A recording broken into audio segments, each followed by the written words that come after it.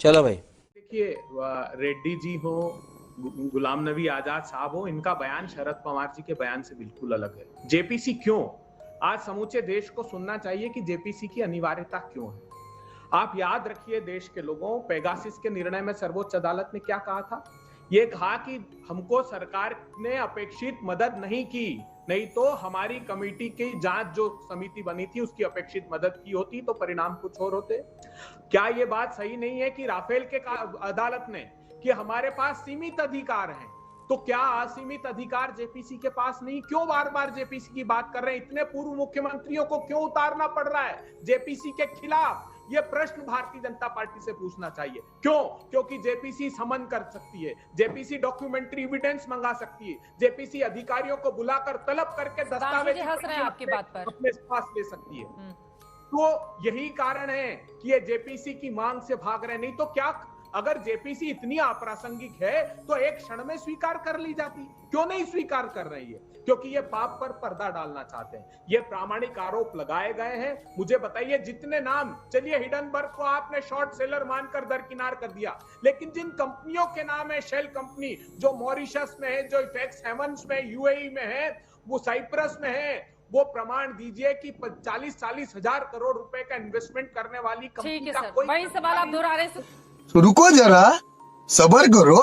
देखिए, मुझे ऐसा लगता है कि कभी कभी आजकल कांग्रेस पार्टी का टेप अटक गया है, तो वो बार बार वही बोलते रहते हैं। तो मैं पुनः आपको स्पष्ट किए दे रहा हूं।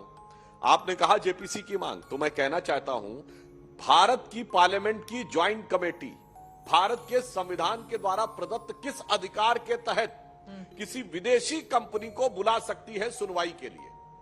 जो विदेशी कंपनी भारत में काम न कर रही हो, भारत में काम कर रही हो तो उसे अधिकार है। अब मैं पूछना चाहता हूं, ये शेल कंपनी, ये सब तो हिंडनबर्ग की रिपोर्ट के आधार पे है ना। हिंडनबर्ग को किस क्लॉज के तहत भारत की जेपीसी के सामने लाया जा सकता है, मुझे बता दे कांग्रेस के लोग, तो मैं इनकी बात पे विचार करने को तैयार हूं। और एक और बात है, आपने कहा आपको पता है कि बोफोर्स में भी तो एक जेपीसी गठित हुई थी। कौन था उसका चेयरमैन? क्या हमारे विपक्ष के किसी व्यक्ति को याद है? मैं पूछना चाहता हूं, नाम बता दे। नाम नहीं पता है तो मैं बताता हूं। वी शंकरानंद थे। सब कुछ क्लीन चिट कर दी गई, मगर जब हम लोग की सरकार आई और जांच हुई तो वो ओटावियो क्वाट्रोची का बैंक अकाउंट और उसमें पैसा तक निकल आया था। ठीक है, जो जेपीसी में सब फिनिश, कुछ नहीं, बोफोर्स में कुछ था ही नहीं। मगर वो तो अफसोस 2009 में यूपीए 1 सरकार के आखिरी समय में अर्जेंटीना में ओटावियो क्वाट्रोची का रेड कॉर्नर नोटिस ही नहीं खारिज किया गया। जैसे ही नोटिस खारिज हुआ, चूंकि अर्जेंटीना से हमारी एक्सट्रेडिशन ट्रीटी नहीं थी, तत्काल पैसा ओटावियो क्वाट्रोची के अकाउंट में दे दिया गया। मतलब ये इतनी मजेदार बात है कि कोई गाड़ी चुरा के भागा है और किसी पुलिस नाके से निकल गया, तो पुलिस का काम है कि अगले नाके पे इन्फॉर्म करे कि उसको पकड़ा जाए। मगर यहां कह दिया जाएगा अब इस नाके से निकल गया तो गाड़ी के कागजात उसको सौंप, यही नहीं, अभी और सुनिए, सौंप दिए जाए।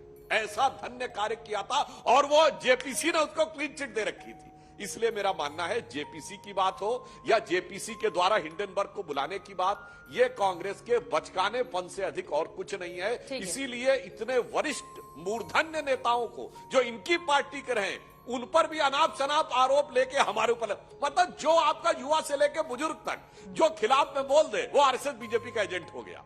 मान्यवर, ये मोदिया बिंदु हो गया है। आपको जैसे मोतिया बिंदु होता है ना, वैसे मोदिया बिंदु आंखों पे चढ़ गया है कि अपने और पराये का भेद भी खत्म हो गया।